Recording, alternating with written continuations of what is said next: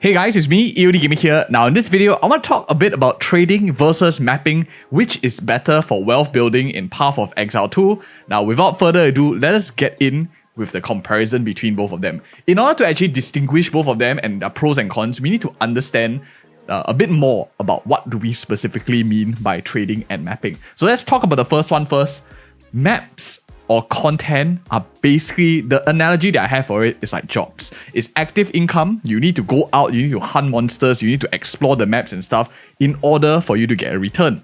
Now, there are many things out of this. The loop basically works. You farm, you get currency, you upgrade your gear, you farm faster, and you get more currency. So people who deploy this strategy, this will be very familiar to us already.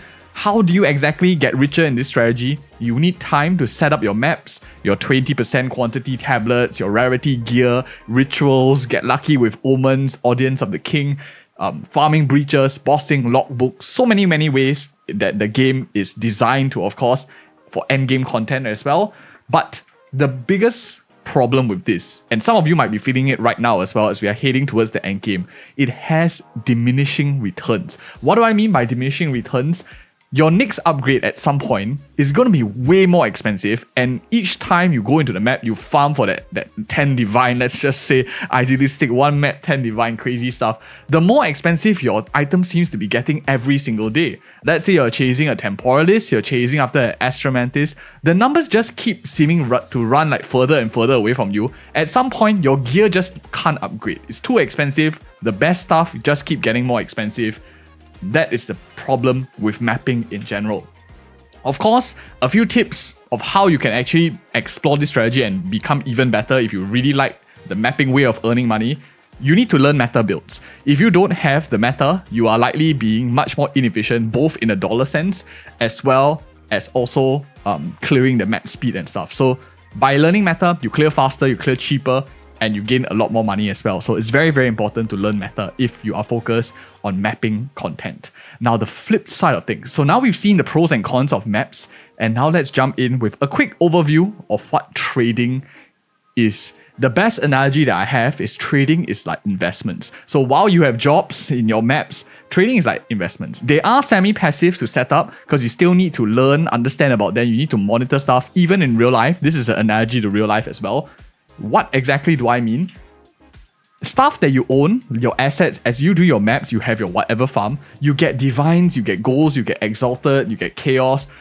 Using these assets in trade, arbitrage, and other strategies that we talked about also on channel helps you generate more income. So these assets basically help you accelerate your objective, allowing you to actually allocate. If you are doing boring farms, you can do less boring farms, you can do more of the fun stuff, the harder content, and then you will leave, for example, all of your passive incomes helping you generate the money. Just like in real life, your investments could even potentially replace your jobs if you earn enough of money from these strategies. So a quick tip that I have if you like investment style of earning money is understand strategies. Learning investments is all about strategies, as well as, of course, having the assets, which we'll talk about in a bit as well to help you get there. But most importantly, like meta, you have to learn meta. So you guys watch like some big YouTuber builds and stuff like that. You need to learn strategies, which we have an entire playlist on this channel as well, dedicated to trading. You can just listen in the background while you do your maps. This will help you develop this part of things, because I understand not everyone cares too much about this trading aspect, so we are there for you as well. The important part, the key part, which is the essence of this video, is not to draw a line between trading and mapping. The key to become insanely wealthy, which is my objective for those of you guys watching and subscribe to this channel as well, is you need both. You cannot have one without the other, if not you will be much more poorer off. Because at the end of the day, you need both to be the top echelons. Now, a key thing, although I do say though both are important, both of them might be good, there is a key distinguishing difference of which one outperforms the other. And let's put us into perspective as well. Let's talk about late league. We are here right now. What is the case of late leagues? Many high-end crafters, these are some characteristics of late leagues, and it applies to any game that you play, but I'm putting it into context of Path of Exile 2, which is the game we cover on this channel. So price movements over here, What are some indicators of high-end crafting? Looking at Omen of Whittling, this is a proxy for me to monitor crafting. It has been shooting up recently, which means more and more people are getting into high-end crafting. So this tells me we are in a late league environment. Your Mirror of Kalandra is also, this is a red line here, continuously going up. Another signs of massive inflation, because price movement tells me inflation of Divine Orbs as well. It's much more common with respect to the rarer currencies as well as crafting. At the same time, earlier currencies are abundant and so many nowadays. By looking at this graph over here, you can see the chart of the Exalted Orbs in black line, this thick line black, is just going down non-stop. So these are characteristics of early game movements. At the same time, we also have an inflation index that we track. You can see although it's gradually going up in the past few days. So inflation is running wild. Those are some characteristics of early game currencies. And we do a lot of these graphs and analysis of like market movements as and when major things happen, which we touch on the channel. It's beyond the scope of this video. Let's look at some of the other characteristics of a late league environment. One important thing that you need to know is in late league, your low tier trade slows down. If some of you realize and you haven't seen this video that we put out on the channel, I'll summarize it very quickly. If your stuff is not moving, it's because everyone starts to have it. Because everyone is into crafting, everyone is clearing towards the mid to end game content, you are now getting to the average state where the average player is probably in T15 plus maps. Earlier on, maybe not, so they wanted desired more mid to low tier gear. Nowadays, everyone is going for middle, upper, and as well as the top tier gear. So low tier trade slows down, and these are signs that late game is starting to hit, and it snaps very, very quickly. It just comes in very quickly. However, it's not always a bad thing. This is actually like the cheapest time to level new units. If you like to play a variety of characters, you can play a variety of characters, and it's the cheapest time to build new characters because everything is so affordable. It's the best time to also join a game later in the league because you get a lot of stuff for free, you get a lot of access, unless of course you are hardcore a solo self-found player or something. That it doesn't make a difference at all. This is of course you are using trade to your advantage where other players have already found the items and you get it so much affordable without taking any risk.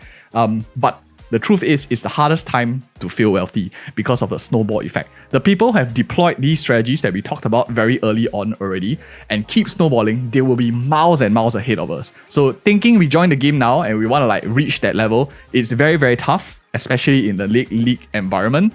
But more important than that, late league or late game environment, trading and crafting significantly outperforms mapping if the caveat is if you have assets available. What do I mean by that? We have put out tons of videos showing you how to exactly craft items from bases, for example, like rings. This video that we have here, I flipped it for I don't know how many it is, 60, 70 something divines, 80 divines. So one example over here, very, very quick. And these two were sold in the span of 30 minutes as well. On the same day. This one was a bowl video that we had on the channel teaching you how to craft bowls. Again, we didn't spend a super ton of money, but it's showing you how money can make more money, and pretty much 60 plus divines just like that from just a single trade as well. Just took a screenshot for memory's sake to show you guys as well. Over here, another one, we have 88 quivers that we crafted.